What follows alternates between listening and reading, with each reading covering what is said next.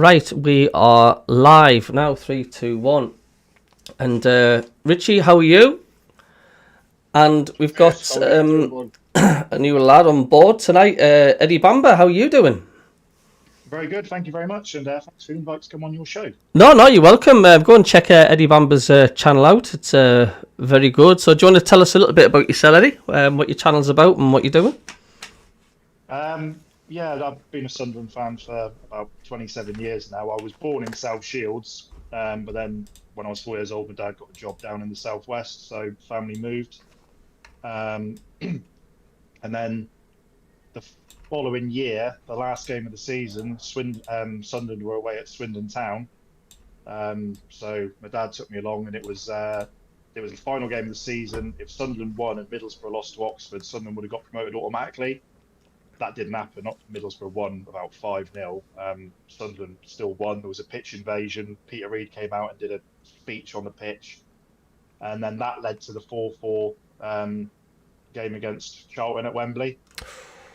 That was it. That was it. I was going to be a Sunderland fan for life there, and it, yeah, consigned me to a lifetime of many ups and downs.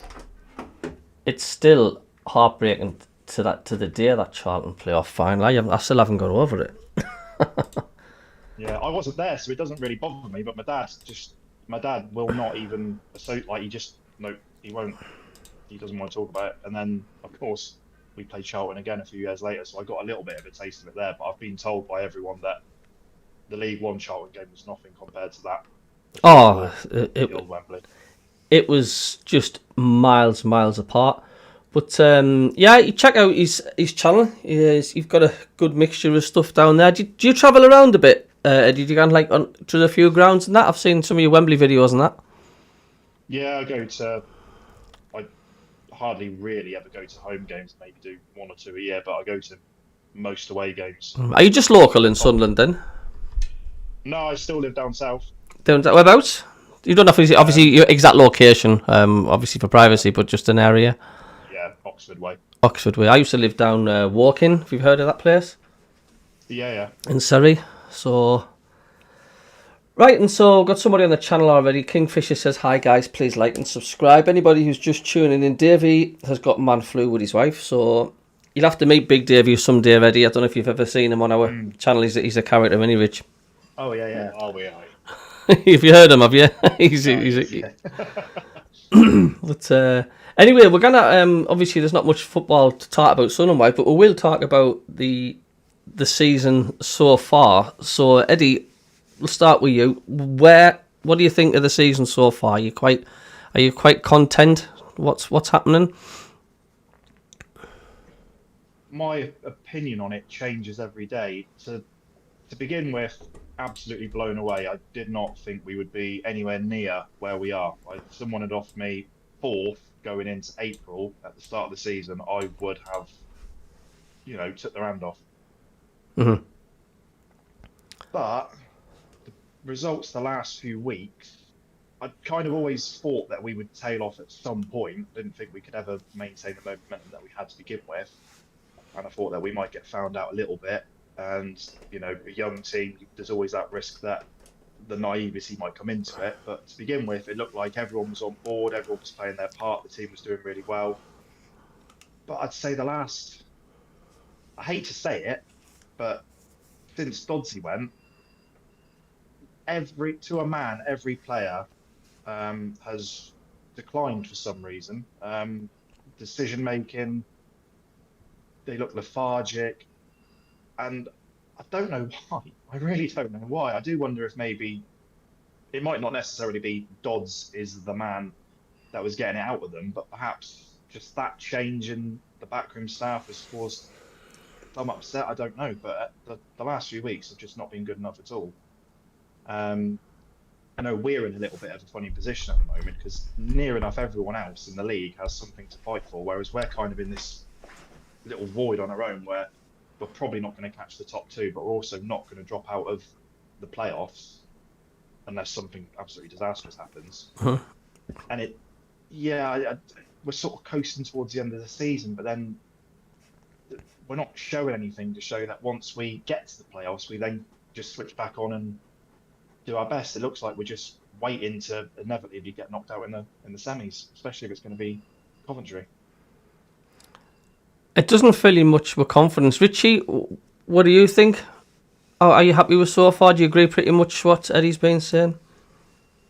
Yeah, Eddie's points were similar to the points I was going to make. Great start to the season, playing with a lot of sort of like freedom in a way. There wasn't obviously the start of the season was not a lot of pressure, but there was a lot of freedom on the team there, which turned into some great results for her. And that continued for a little bit, but then, like Eddie's just said, we've tapered off. And he's made a good point there about the Dodds situation as well. Since Dodds gone, obviously it looks like it has affected them. But we've mentioned that a fair few times now, and it's kind of like you've got to understand that it might have affected these players, but at the same time we'll kind of just be hanging on to this Mike Dodds thing. We've got to move on, and the players have got to move on as well.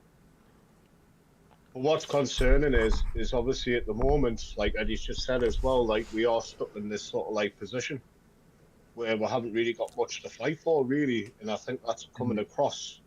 You know what I mean? As they've seen in a fair few games, it just looks like we're not bothered, and it is concerning because we can still drop out the playoffs if this form continues.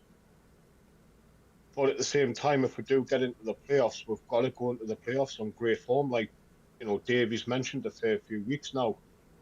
We can't just go in on like a bad run of form. We've got to be at our best. So it's really hard to say without coming across as negative. But I think we're in a better position than what we have been in a long time. And like I said to you before, Cabbie, I think the only season I remember where we've had a really good chance was under Mowbray. Apart from that, we haven't really had much to sort of like go off. But it is. I'm kind of at the moment. I'm kind of stuck between being worried and being optimistic. It's just we'll have to see how it goes from obviously Saturday. That Mowbray season, we were kind of there, weren't we? We were floating about, and there were times where like. You look like we're going to do this, and there are other times where maybe we might just come short, just snuck in at the end. Whereas this year, it's like we've been looking solid all the way through, and then just starting to peter out a little bit now.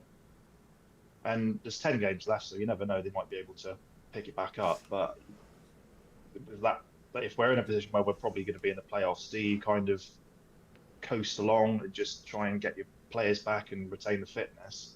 You run the risk of losing all your momentum, and then if you go in the playoffs on a losing streak, then it just doesn't work, does it? Not at all. I'm just going to catch up with people that's commenting in the chat. John Nesbitt says, very good evening, guys. Ollie says, look, we'll play or beat football in the playoffs. Susie Forrester says, how are England? As we all know, England's playing tonight. I do follow England, but there's not much excitement in England's group. Latvia, come on. David Walker says, hi lads. Kingfisher says, Dodd spent a lot of time with them. Now they are out of their comfort zone. Fight or flight. And Ollie says, imagine the players in a final at Wembley. He says they will be shining. They'll be. I think he means crapping themselves. Basically, I don't know. It is a funny situation, isn't it? The fact we're not mathematically safe for the playoffs, regarding a massive collapse, if Sunderland, heaven forbid, fall out of the playoffs, that'd be an absolute disaster. But yeah, that's all. I've heard. You what, Rich? So I was going to say. Sorry, Eddie. We've got West Brom and Bristol coming up in the next few weeks. If we lose to both of them, then it really is squeaky bum time as far as dropping out concerned. No, but we've got to be careful.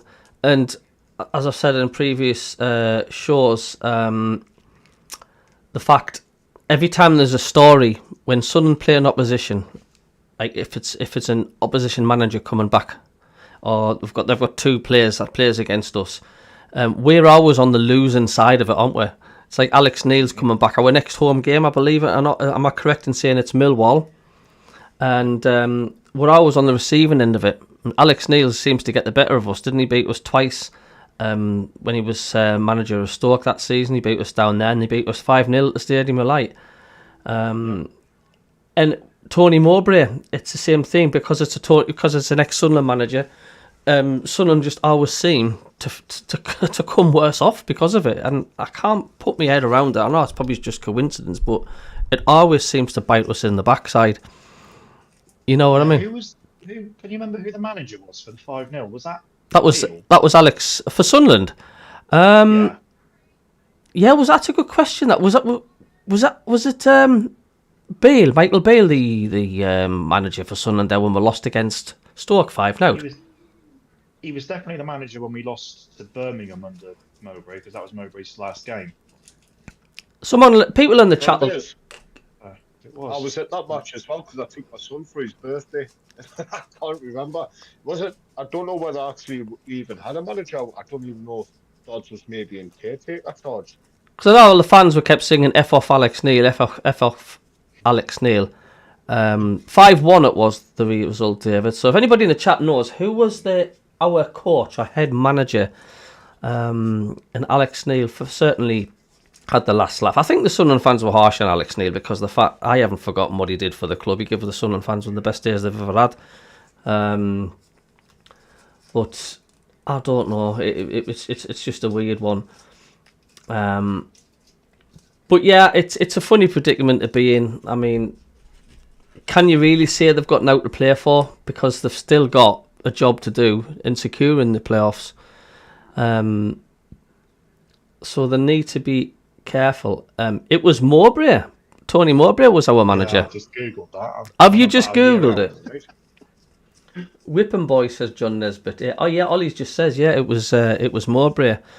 But I think that's when it was starting to tailor off with Tony Mowbray, wasn't it? Our performances started going a bit downhill, and then we'll find out in the later stages that Mowbray had a fallout with the hierarchy because of the fact he wasn't in charge of what he wanted to do, picking the team or getting players in, and he ultimately left, didn't he? So I love Mowbray, you know. Honestly, I just love the style of play as well. He just, especially with the likes of Diallo. Diallo wouldn't have had that season if we didn't have Mowbray, because he's let the lad go out there and just express himself. And look at you know what I mean. Look why he turned up. It wasn't just him, but Jack Hart, and there was a fair few others had really good seasons under Mowbray. And I was a bit upset when he left, because I did rate him. I did like Tony, especially as well. He's a local lad. He gets the passion up here, you know. But I'm just, you see, with Labrie is, don't get us wrong, and I'm not going to slate him here. I think he's done an absolutely fantastic job for the club, because I'm going to hold my hand up and say, when he come in, I thought, who's this guy? You know what I mean? Does he have a clue about the English game? But then he came in. He's played under this sort of like specific style that he wants to play. Obviously, this high pressing, high sort of tempo football, which has suited a lot of the players that we've got. The only thing is I don't get why we haven't added any experience. I know we've got Alan Brown, and we've got the likes of Luke O'Nien, and maybe the likes of Patrick Roberts. But this is when the squad needs a bit of experience, and maybe in that January transfer. I know I'm going back to it again, and I'm thinking we should have brought experience in then. But now I'm starting to think, has he got a... I know loads of fans have said this, but has he got a plan B for things going wrong? Has he got a plan B for when we get into the playoffs? I don't see Labrie as a man motivator. I just think he's a sort of quite a placid sort of like tactician. Whereas I prefer a manager who's going to be trying to get this passion into the players and drive them to come like a Peter Reid type manager. Yeah. That's the only thing I don't like about him, is I just don't see any passion from him. It's just a bit worrying, because when we get into the playoffs, we need somebody to get into the faces when things are not going right, to remind them, this is what you're playing for, lads. For me, I don't think he's going to be able to deliver that. But he's a heck of a manager, and still, in my opinion, But that makes any sense. John Nesbitt in the chat just says, not convinced our coach has the know-how to get us up to the Premier League because of his negativity.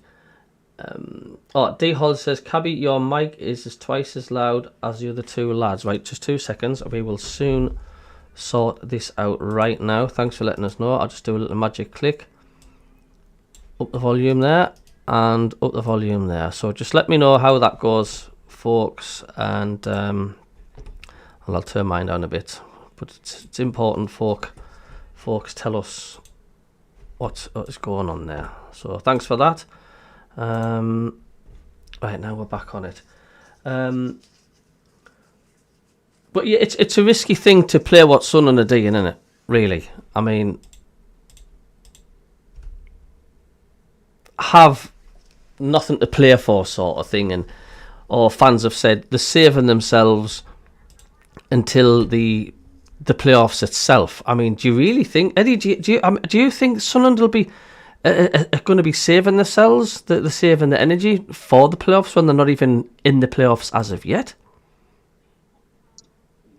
No, because we don't even know what squad's going to be available to us when we have the playoffs. So, like, we've lost Trey Hume today. He's been pulled out of the Island squad. So, if Trey Hume's out for the rest of the season, then what on earth do you do there? Mm-hmm, mm-hmm. Enzo Lafay, like, is he going to come back? Do we not? Is he not? You know what I mean? Ian Pavida, I'm starting to think is a myth. I don't know if he even exists. Oh yeah, absolutely. Like Rich said, I don't know if maybe it's a language barrier thing, but I find Labrie quite hard to read. Like you say, you never get the sense that even last week against Coventry, worst performance of the season, worst performance under Labrie at all by far, and like, I just didn't know if he was fuming or not. But I couldn't imagine him giving him a bollocking at full time. Whereas even Mowbray, who's like the nicest bloke in the world, I can imagine him telling them, right, next week against Millwall, you are going to make up for that because that was absolutely appalling. I don't get that with Labrie. And it's the same thing, like when you get to the playoffs and let's just say, for example, we lose 5 out of the next 10 games going into it, conserving ourselves and keeping our fitness. Does he then motivate them to go out there and get a result if we've got to go and play Coventry again over 2 legs? When, with all due respect to Coventry, we are their derby. Coventry City Football Club's existence is beating Sunderland. And every time they're up for it and we're not. So over 2 legs. I just don't see how we beat Coventry over 2 legs. It is quite concerning. I mean, it's right what you're saying. I mean, as well, when you hear Regis Labrie on his press conference, it's just monotone, isn't it? It's just the same. There's no sort of passion or character in his voice, and he can speak good enough English. But you want to see like an angry sort of a Peter Reid sort of facial expressions with that performance against Coventry, and he was just like, basically it's the same expression whether we've won 5-0 or we're losing 5-0. It's just the same tone we get from him. But there's taking it easy, and I mean I was just clutching at straws here by the fans saying we're leading Coventry in a false sense of pretenses because of the fact like they're going to think we're going to be a walkover if we get Coventry in the playoffs again. Let's say it could be final or the semi-final. I cannot see Sunderland playing a game like that, to be quite honest with you. Just we'll just pretend that we're absolute crap, so therefore we'll turn up when we play them in the playoffs. I'm sorry, but I'm not buying that. There was no excuse for how bad we performed at Coventry. That is the worst, by far the worst performance this season. by each and every individual player. Even the Coventry fans have messaged me and they're puzzled how easy that was, And it's even led to some Sunderland fans saying, is he starting to lose the dressing room? It's because we've been that poor these last 2 months, a month and a half, whatever it is. It's raised concerns with Sunderland fans because how come we were so good? That Leeds game, even Middlesbrough weren't that pretty, but we were decent in long periods of the game. But see, after the Middlesbrough game, we've not been pretty at all, even though we've got a couple of wins. Cardiff and Sheffield Wednesday are away. The performances have been terrible. And that's why Sunderland fans are starting to ask questions. Yes, if you want to be a bit optimistic, that's why they're possibly saying, we're saving ourselves for the playoffs. But I've got no confidence, I don't know about you guys, but I've got no confidence whatsoever going into the playoffs of after performances what I've seen the last few weeks, especially Coventry City. No, but then at the same time, I look back to the start of the season and we just think, well, we know we've got that in the locker. It's just a case of finding out how to do it. And this is where we find out now whether Richy is the man for the job. If he can get us back to that, then if we play like we did at the start of the season before Christmas in the playoffs, we'll go up. And the rest of the league will be thinking, how on earth have they done that? Because most of them will be thinking, God, Sunderland were shocking when we played them. And it'll be seen as a fluke, but we know they can do it. It's just a case of will they, and do they want it? Well, look at the when we played Coventry at the Stadium Light up here. We absolutely tore them to shreds first half, and I was in disbelief. I was thinking, bloody hell, this is our bogey team. And then, say that second half. I mean, we don't know. Was it really just a breeze tactics to see how take the foot off the gas? But it's just we still have that a capability, Sunderland, of doing the Sunderland way, doing the Sunderland thing, and not putting teams to bed, because there's been a few teams this season where we should have had 3 points in that bag and we ain't done it. And it is sort of concerning that we're still capable of just being major screw-ups in games. We're going to catch up on the chat as well. Ollie says, has any of you heard anything about Jayden Danns and Enzo Lafee? Enzo Lafee will be coming back, I think, after the international break. I don't think anybody's heard. Have you heard about Jayden Danns? Is this another white elephant? He's not going to play for. He's just not going to play for. We need to just that's it. It's not going to happen.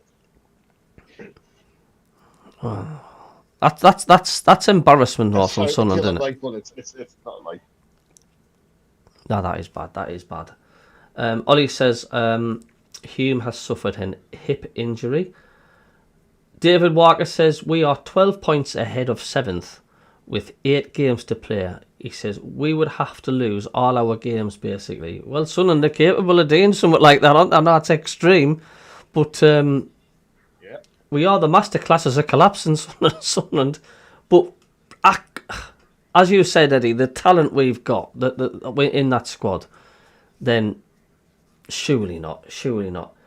John says nothing will change. He says they are looking all the time for very young players. For next year, this management haven't the ambition to get us up. He says if they did, the January transfer window would have been a lot better. Kingfisher says, do you think KLD will sell up if we don't make the playoffs? I don't think will be selling up. I don't know what you lot think. No. I can't say it. Is it kind of worrying that Sunderland aren't making a profit? The last turnover showed you, didn't they? Was it a loss? Or would you say that's with every club at the minute? Every club's literally at a loss with turnovers. Yeah, half of the course in the Championship, we were one of the ones who lost the least. Yeah, unless you've got parachute payments, you're losing money in that league, which is why they need to get out of it. But it's also why the conspiracy theories that we're quite happy staying where we are just not true. They want to get to the Premier League. They're desperate to. But it needs to be done within very fine margins, which the club can't afford to spend silly money to get up and compete with the likes of Leeds, which is why it's so impressive that they're 4th in the league at the moment. I know where you're coming from. I mean, look how much Ipswich Town blasted to get themselves out of the of the Championship, and it does look like they're coming straight back down. But you know, a healthier club financial wise, with the parachute payments. Is that how much do you get from a parachute payment, or does it depend? Does does the bottom, second off bottom, third off bottom get different amounts of parachute payments? I don't know. Or do they get the same? I think so. I can't. I'm pretty sure this is 6 years ago now, so I'm probably wrong. I thought it was 40 million for the first year, 20 million for the second, and then like 8 for the third or something like that. Which was why Stuart Donald had the 20 million thing when he took over. I think I'm paraphrasing there, so I could be wrong, but that's the numbers that I've thrown to my head when you asked that question. James R's just scored for England, or whether they now 1-0 up against Latvia there. Thought I'd fetch that in. But I don't know. I mean,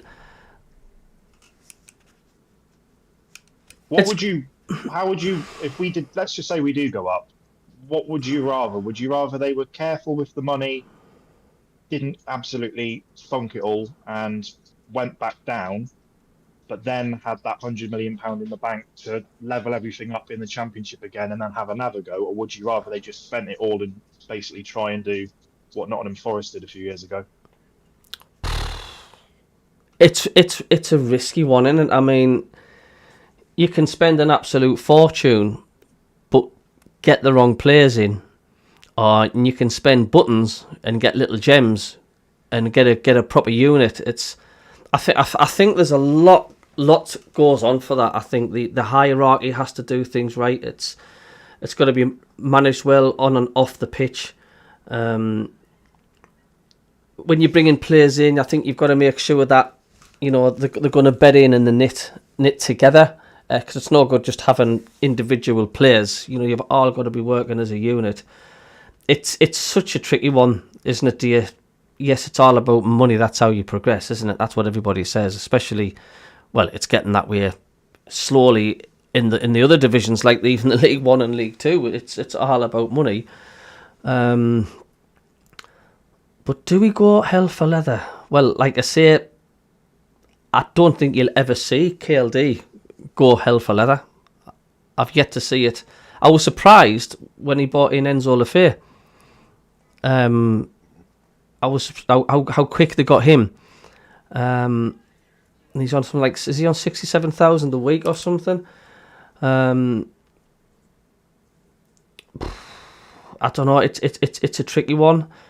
What do you reckon, Richy? Do you think spend an absolute fortune, blow as much as we can, or do you think we'll take baby steps to try and see if we can just survive if we get to the Premier League? It is hard, like, but obviously being wise and being sensible obviously is the safest option, you know what I mean, if we do go down. But I'm all for just go for it, man. Just go for it. But we've got to be careful, though, that we don't end up in that situation again where we've got money problems yet again. We've got players leaving. We've got players on big contracts just because they've gone into the Premier League. It's I think we're going to have to learn some valuable lessons from the past, obviously, with that. But I've always been under the impression of go up and just go for it, because who's to say when we come back down that we're not going to get up again for another 5-6 years? We've got to have a go, because, like you've just said, we could end up like Nottingham Forest and look what they're doing at the minute. You know what I mean? So I think go up and spend and get what we need, but also just be careful on who we're bringing in. It is such a leap, isn't it? I mean, what does it tell you when the top three teams last season, or the top two teams and the winner of the playoffs, got promoted last season, and all three of them are coming straight back down again? It's not a coincidence, is it?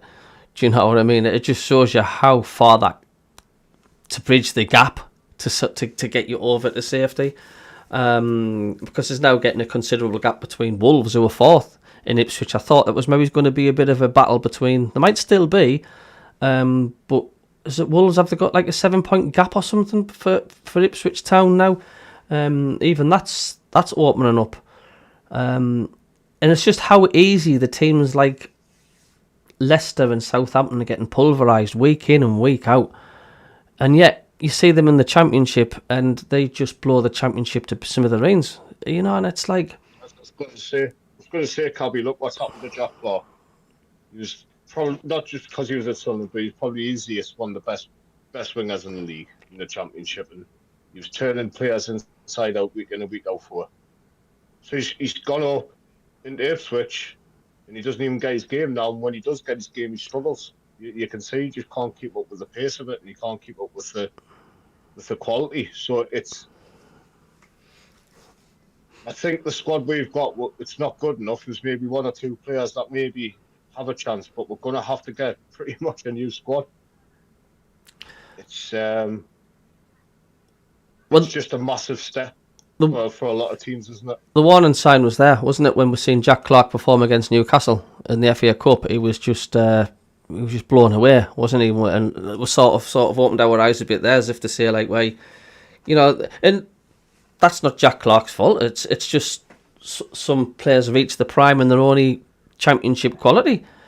You know what I mean? It's such a step up. There's nothing wrong with being an absolute top class Championship player. Far from it. Do you know what I'm saying? Going to catch up on some more stuff in the chat as well. Dave says Job has got an assist in the England under-21s game. Don't know if anybody knows the score. I think they're playing Portugal. I believe so. Kingfisher says lowest wage cap. Is that you on about for us? John says 18 points dropped in the last 10 minutes of matches. That's simply down to inexperienced players. You win nothing with kids. I'll throw that to you, Eddie, then. What do you think about John's comment there? 18 points dropped in the last 10 minutes. Do you reckon that's down to inexperienced players? He's basically saying it's because we've got a load of kids. What do you reckon? A little bit of that, a little bit of substitutions not being good enough. I think more than anything, it's down to experience. Remember when we were in the Premier League under Roy Keane and we won? I think we probably won 18 points worth of games in the last 10 minutes. We were scoring last-minute winners nearly every week. Mm-hmm. And that was quite an experienced squad, really, in comparison. We had, like, Dwight York and people like Andy Cole. We had quite an old squad, really, when you look back to that. I just think game management at times, just decision-making, sometimes every player's got it in them to have that absolute brain fart. It's funny when the Roy Keane era, ironically, we were bottom of the league and we lost. I think it was it 2-0 away to Coventry, and Niall Quinn was our sort of caretaker, sort of manager, owner at that time, and that's when they brought Keano in, and I think we were rock bottom of the Championship then when Keano came in. But you're right, you know, we did score a lot of late winners, many memorable winners, especially the Carlos Edwards one against Burnley in the last sort of minute and stuff. Daryl Murphy, and I can go on and on and on. There's been loads. Some on the chat as well. Kingfisher says, help the guys out, smash the like button and subscribe. Cheers, Kingfisher lad. John Nesbitt says, if we are well beaten in the playoffs, the season tickets will plummet for next year for sure. That's what John says. Ollie says, I feel bad for Elesic. He should get more game time. He's just only got 3 subs appearances and 1 start. He says Richy should give him more minutes. Stephen Taylor's popped in. Hello guys. He says, apart from Provida, are you genuinely happy with the recruitment this season? Pixel says, evening folks, bit late. Been a bit busy, haven't we all? And John Nesbitt says, I wish Keano was here now. So, we'll go for Ollie's, and then we'll get to Steve Taylor. If you wonder where Davey is, Steve, he's got a man flu with his missus. He's not here today. Do you think Alessic should have been given more game time? I mean, there was such a hype when we got him. You know, there was the mini Messi and all that. He was labelled, but obviously Labrie doesn't see that in him as he would have been playing more. What's your take on Alessic? Hard to say when you've hardly seen him. I know. He definitely deserved more of a chance. I think he's looked not too bad the times I've seen him. Come on. You know, but there's a reason why he's not getting the game. Do you know what I mean? This is where you've got to put your trust in Regis Labrie. The fact, like, you know, he thinks there's better players to start with. That's all I can say. Yeah.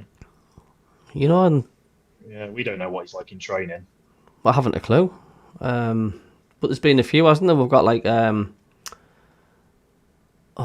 forgot who we played. It was the foreigner that was seemed to take an age to get. The Ukrainian, what was his name? I've got brain fart. Rusin. Yeah, there was a lot of hype bringing him in, and he never cut it. You know what I mean? And it's... No. I don't know. We'll go for Steve Taylor says... he says, apart from Pavida, he says, are you happy with the recruitment? I'll answer that one first. To be quite honest with you, no, I'm not. I mean, especially the January transfer window. I think it started off well, getting Lafayette in. It's that disappointment of still not getting that striker. You know what I mean? And the situation we've got of having Jayden Danns, I just think it's laughable.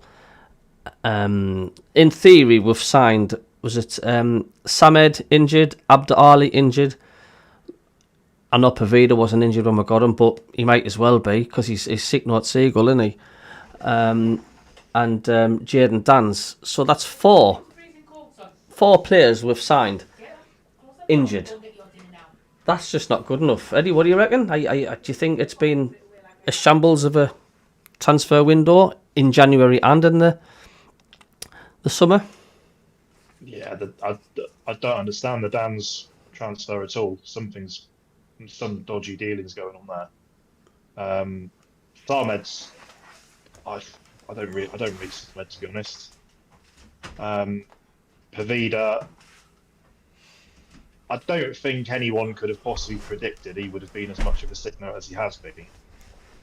I know he hasn't played too many games, but I don't think we could have imagined that he would, 20 minutes on the pitch and then disappear for 10 games every time. Although he did look like he at least, when he was on the pitch, it does at least try to make things happen. I mean, he scored a decent goal when we played... was it Benfica? Who was it we played in a friendly? Was it pre-season at the Stadium of Light? And he scored a good little goal. Trying to think who that was against. But he shows he's got it. Do you know what I mean? But I don't know. There was fans left, right, and centre who played for their club. Pavida played for. They were messaging me on my YouTube page saying, "You honestly, the worst thing you could have done is sign him." He's never going to get a run of games to get back to full fitness, and we'll see the best of him, are we? Unfortunately, that's a transfer that's just not worked, and it ain't ever going to work. Absolutely. Mate, give me my phone back. Go and copy that in, and then bring my phone back, and it's just my son. Don't slam the door on the cable. Good lad. Yeah, it's... But how many transfer windows have we had, though, where it's just been shoddy? Richy, are you up? Are you been happy with the recruitment? Do you think it's it's pretty decent? Nah, I think like I've said to you before, I mean, I think it's made we look desperate in the transfer market, signing these injured players, and I think with Pavida, we did get warnings because when he did sign, I remember reading loads of comments from Leeds fans in particular saying, he's not what you think he is, mate. We signed him on a hefty contract, putting a bit of trust in him on that right hand side, but I think, in my opinion, I think he's another Rodwell, to be honest with you. I think he's just there to get the cash and just play as little as possible. I might be wrong saying that, I don't know, but I believe he is. But the only controversial thing I will say is if I was, in charge at Sunderland in January, I wouldn't have potentially bought in the fee. I would have went out for a striker. I would have tried to hit the Premier League, see who's available, who's not getting the games at the top clubs, and get somebody in who's going to be ruthless, and he's going to give those defenders in the Championship just a horrible game. That's the type of striker we need. For me, Isidore, he's not a striker, in my opinion. Yes, he's done absolutely fantastic for up top this season. Not a striker, in my opinion. He's more of an attacking left winger. Mayenda, he's done really well, and I like his form that he's coming into. Obviously, he's gone in the Spain under-21s as well. I think he's been a cracking signing, but he's not ready yet. So we're missing that striker, and I think it's starting to cost me now. And the last thing I'll mention on that is I just don't think we've got enough experience in the team. I just think we need a few more experienced bodies in there. Whether that'll happen or not, I don't know, but it's just that striker. I'm with you on that, Cabbie. We should have made a massive effort to get somebody in. It just seems like we're just not learning, is it? Constantly going in the bargain basement corner. I mean, you name any other club that signs an injured player that was being out for the majority of half the season, just about, Samed, and we're all eagerly waiting to see what he was like. And Eddie, were you impressed with Samed? Do you think the fans have been a bit harsh, criticising him when he's been on, like slowing the game down, and we've gone backwards when he's come on? No, I haven't been impressed with him at all, to be honest. People saying, I can't think of a single game where I thought he done well. Which is, I made a video about how good he was going to be, and he's made me look a right mug.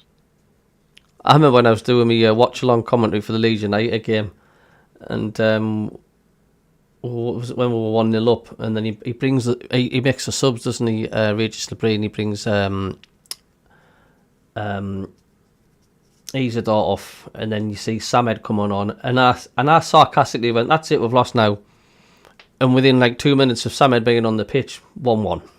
I just couldn't believe it. I'm not saying it is his fault, but it's like you're fetching a negative player on, it just seemed to spread quickly like a rotten apple in a basket. It just seemed to affect everybody else, didn't it? And it just seemed to send a message that we're going to protect that 1-goal lead against Leeds United. You do not do that. You do not invite Leeds United onto you. I mean, no. How we got that wrong? I mean, you look at Portsmouth when Leeds lost against Portsmouth, right? Did Portsmouth defend their 1-0 lead? If you ever seen that game, they didn't. They went for it. They were going for a second, and they kept going. And that's what you have to do. But we seem to have this mentality. It doesn't matter who seems to be coach in charge. We seem to have this mentality of we're 2-0 up. We need to. That's it. Stop playing now. We need to sit back and protect it. Why? Well, we didn't have that at the start of the season. We got Sheffield Wednesday, beating them 4-0, and we battered Portsmouth, and we could have had a few more. At the start of the season, we weren't doing that. So, what do you think's changed? Well, yeah, we just said the same thing. What do you reckon has changed then? Is it injuries? Could you see is injuries? Because let's face it, when Mundell got injured, was it the Portsmouth game he did get injured at? It was in a away match he got injured, or was it one of the games? And when we weren't the same since, and then Job got a 6-match. Sorry, he got a suspension, and when they went on and drew 6 on the bounce. So once again, does that come down in strength and depth where we were lacking?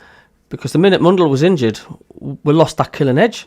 But you're right, Eddie. We were rubbing our eyes in disbelief how good we were, and in the first couple of months of that, we were just blowing teams away. Do you know what I mean? It was really entertaining to watch, and we were excited because we were still getting used to Regis Labrie, and we're saying hey, this manager's a bit good, isn't he? He's like he's got us pressing and pressing and pressing. Sheffield's Wednesday, as you say, we didn't take the foot off the gas. We just continuously pressed and harassed. Same with Portsmouth.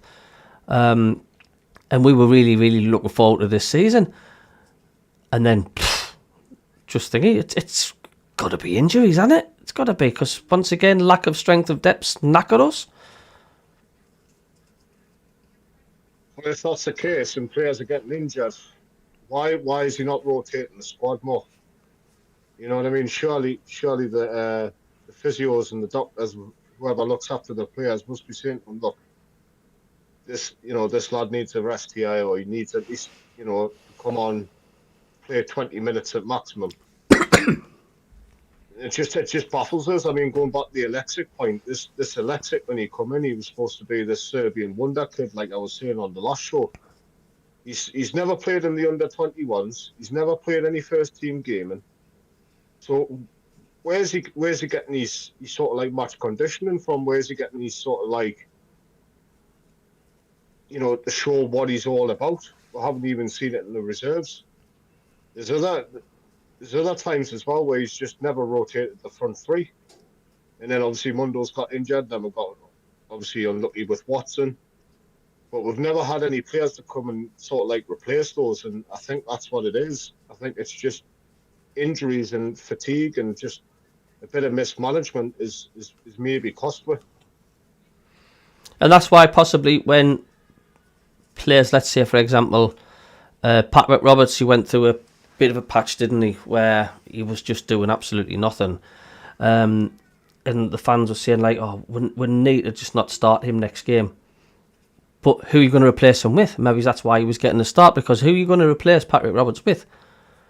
And there's been quite a few... Put Mayenda there. Mayenda's good on the wing.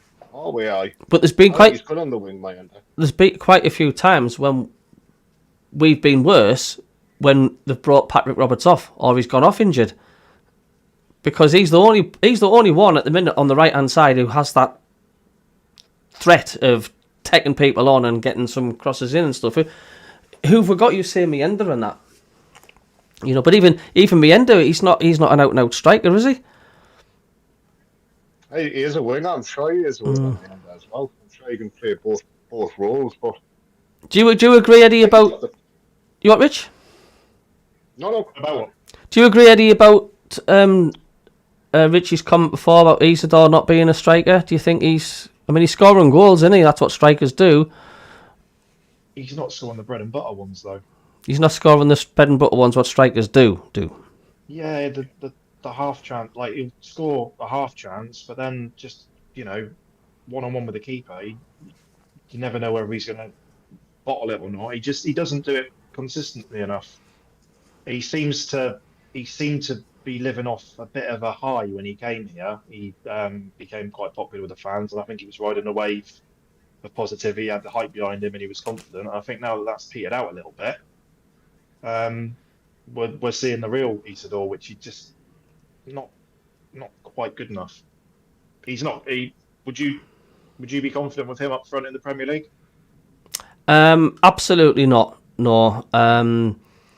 It's like he seems to score typical sort of wingers goals. I mean, look at that quality goal he scored against Leeds. Do you know what I'm saying? And how many times have we seen him where he's been like 4 yards out? And what was that match where Tri Hume did a laser guided cross right to his head, and he was like 4 or 5 yards out, and he headed it bloody wide. Was that the whole game at home? What match was that? And that's just it was Hull, wasn't it? Was it Hull? It's just a prime example. This is what Isidore's done, and he's done it on more than enough occasions where you're rubbing your eyes as if to say, how the hell has he missed that? Yes, I know strikers, goal poachers, the likes of Alan Shearers, Gary Linekers, all these tap-ins and stuff. But at least to get it on target, do you know what I mean? But they're there to put a good striker, as we all know, is not just about scoring 20-yard screamers. It's reading the game well and being there at the right time. Isidore just doesn't have that, does he? He doesn't have that sort of awareness in the box. When the majority of your goals of good strikers do come in from tap-ins. Darren Bent was fantastic at doing it. A lot of his goals when we were in the Premier League, with tap-ins, 2 yards off, but he was there. He could read, and that's what we're lacking. Isidore ain't got that. Even Mienda, he ain't got that. No, he's got a good show reel. Like you show his goals, they look fantastic. But there's just that's it. But then you watch Wembley final last minute. He'll either score a screamer from 35 yards or he'll miss a tap in on an open goal. Yeah, there's no in between with him. No, there isn't, and it's getting that hard of a competition now in the Championship. The standards are getting harder and harder and higher with the top two at least. Do you know what I'm saying? I mean, Sunderland I think they've had a superb season, and they're still a mile off the top two. Do you know what I mean? Through fine margins by not putting your chances away. I mean, a recognised striker.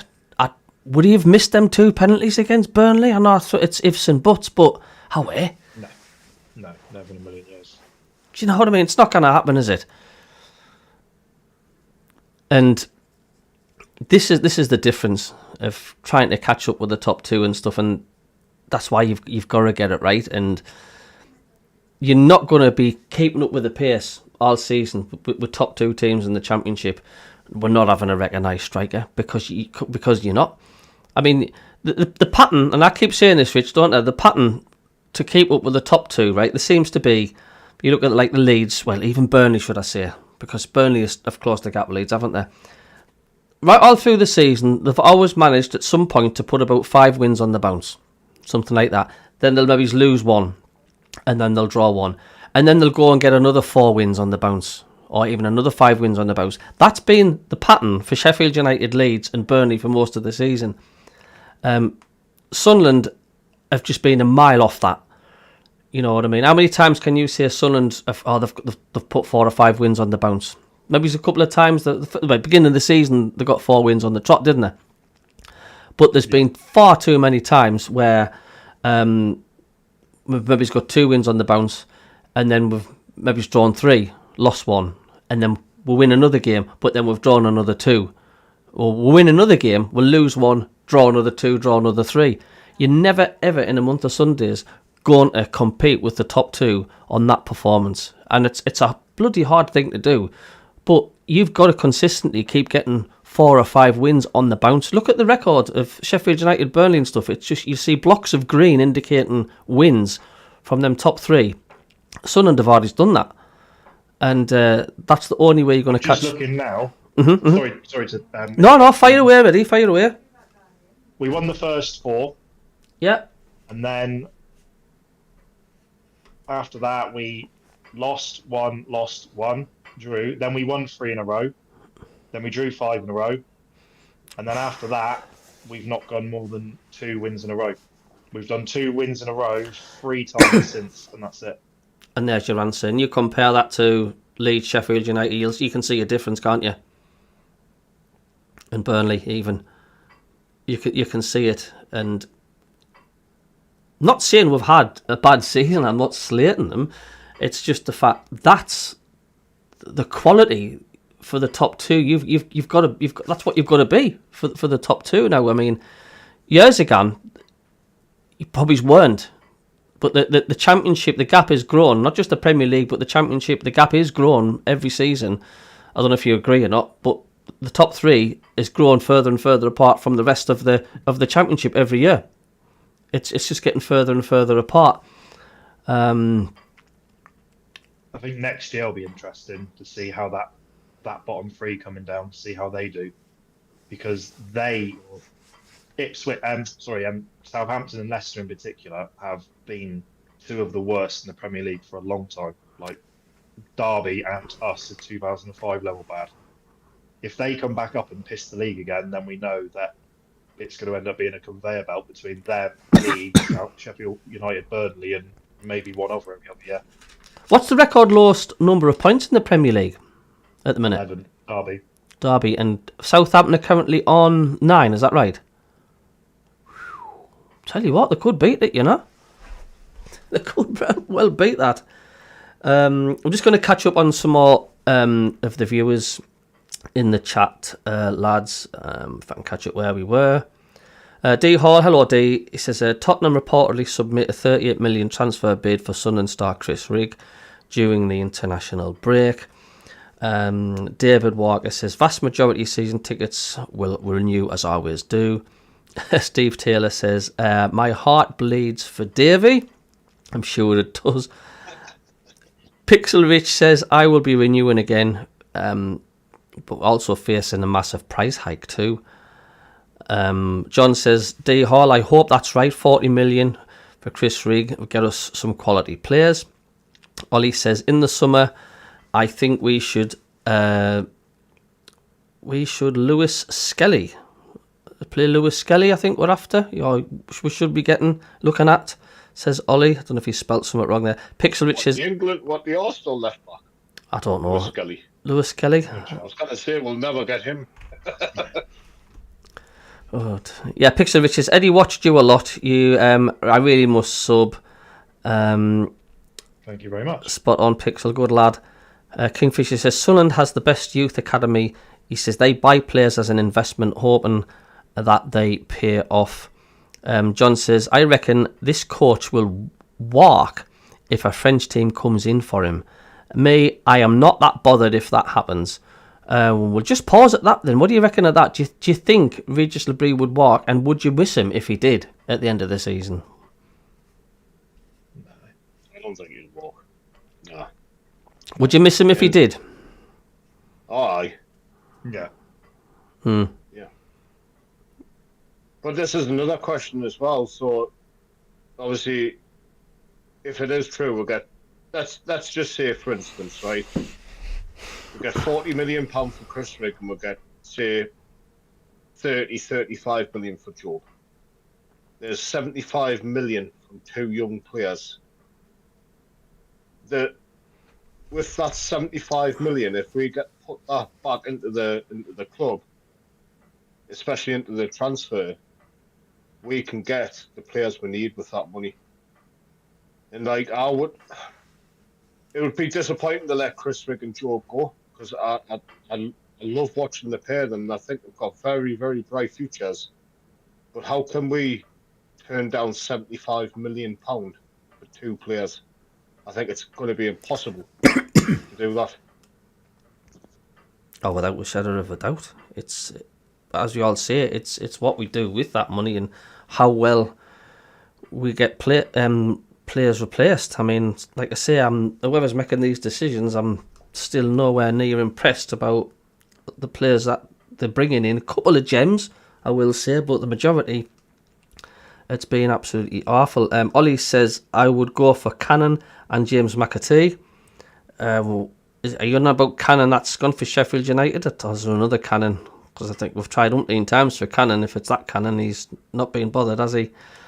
John says, it's all down to having inexperienced players, mate. Simple as that. He says, along with players turning up, knowing they are in the team, playing well or not. And Ollie also says, every time we've been in the Championship for 3 seasons, the first time we got playoffs, the second time we finished 16th. After a bad second half of the season, we could finish 4 next seasons, we could finish 16th as well. Kingfisher says, easy daughters like me, playing pool, get the hard shots in and the easy ones just miss.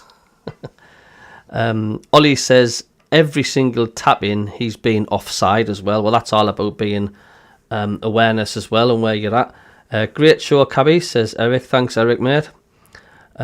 Kingfisher says, yet another great show in the bag. Have a great week, guys. Take care. Please like and subscribe. Thank you. Christopher Skidmore says, you got to let them go or they go for nothing in the end then. Right, and so we're nearly at the end of the show. We'll quickly go on about the playoffs then. I mean, are you confident, Eddie, that Sunderland are signed, sealed and delivered in the playoffs? Do you think they are there? Yeah. Yep.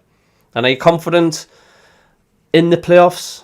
Who would you like to avoid, or does it not matter? Because if you're going to go up into the Premier League, it doesn't matter who you play. You've got to be your best anyway. It doesn't matter who you've got. Avoid Coventry. From a selfish point of view, I'd like to play Bristol City in the semis because it's a nice away day for me. Do you know what I really fancy? And I'm writing a Hollywood script here, but playoff final against Burnley and Isidore scores a penalty against Trafford to send us up. I want that more than anything else in the world, Mackem. Christ almighty. If Isidore did that and he'd done that thing with the corner flag at Middlesbrough, imagine what he's gonna do. He'd run away with a Wembley arch, wouldn't he? Oh, He'd be waving that about, wouldn't he, with his top on the top? Crikey. Yeah, and I've heard a lot of the pundits say that as well. I think Nick Barnes has said it'll be a penalty Isidore scores in the last kick of the game. But would you honestly let Isidore take a penalty? It's 0-0, and the 95th minute of the 5th minute of injury time. Would you honestly let Isidore take a penalty against Burnley after the last two? It's all ifs and buts, but Third time lucky. oh my God, Rich, are you confident? Do you think we've made the playoffs? Do you think we're confident? And I think we're half right. I'm just a little bit worried. We've got to beat Millwall on Saturday. We've got to get off to a good start after this international break. We'll have to. Yes, we're going to have a fair few injuries now. We're not going to have any fullbacks, I don't think, in any way. But hopefully we'll maybe obviously be able to work around that. But I just think we've got to find this passion from somewhere, and we've really got to start trying to win these games now, because it's not a thing of just sitting back. Sit back. I don't think. See, worst comes to worst, I think we might drop out. I can't say it, but I think we're in the playoffs. But going into teams, I'm with like Eddie as well. I'm worried about Coventry, but I would love to play Borough. I would love Borough to get in them playoffs, and then we'll play Borough. even Bristol City are knocking on the door, you know. Aye, there's a few, isn't there? But